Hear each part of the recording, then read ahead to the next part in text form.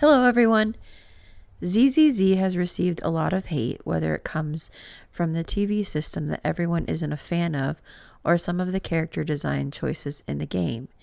I really enjoy this game a lot along with the other popular gacha games out currently. In my opinion, ZZZ's biggest mistake is not being able to use your characters outside of combat and doing everything as the MC. I think this is going to hurt the game the most in the long run, because in these gacha games, while combat is important, I'd say the characters are the most important to people, and not just only for fighting purposes.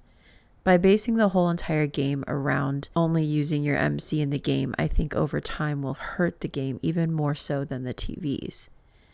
The reason why is because if you look at other Hoyo vs. games, the first character that people stop playing is the main character, because they have usually a very bland design and they have underperforming kits for the most part, with a few exceptions like Dendro MC in Genshin and Harmony MC in Honkai, but both of those took years to even come into the game.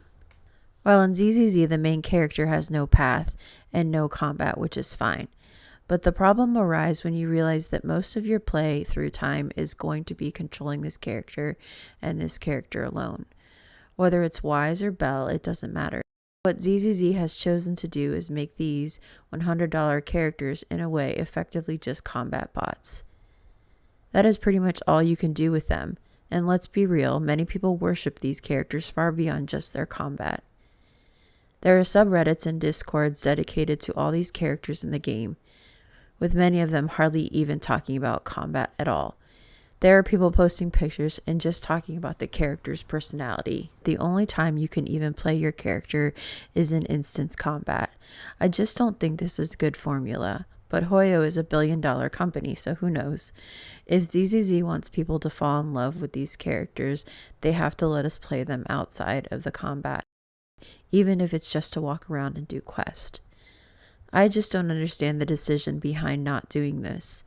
Seeing them in the open world doesn't cut it, because believe it or not, many people play these games with caring very little about combat at all.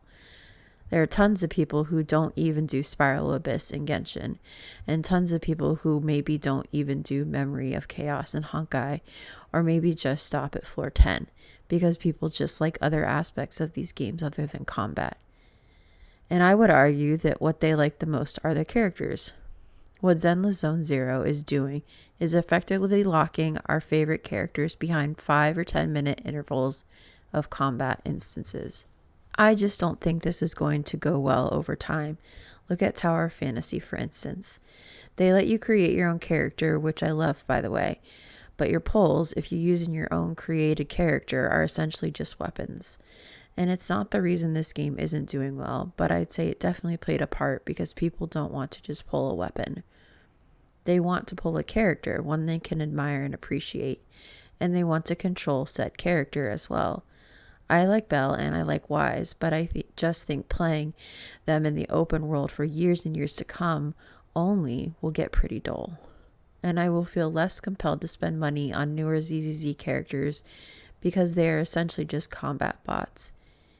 You can't do anything with them outside of doing combat, and I think this is a missed opportunity. I really hope this changes in the future, but maybe it's too late. This factor I don't think will kill the game, but I definitely don't feel it's going to help the game. Only being able to control the main MC throughout the lifespan of this game I think is going to get stale over time. The fandom for these characters is so massive to not allow people to use them casually, and is way more non-combat focused players out there. I really hope the devs look into this. It's one thing to be a combat focused game. It's another to ask us to pay hundreds, if not thousands of dollars, if we are spenders on this game, to never be able to actually control the characters we spent all that money on outside of a 5-minute fight.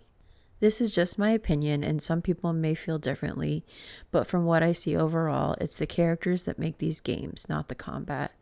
I see so much love for these characters all over the internet, and all these gachas combat seems to be like 25% of the focus. Anyway, if you liked the video, please hit the like button and subscribe. Thank you.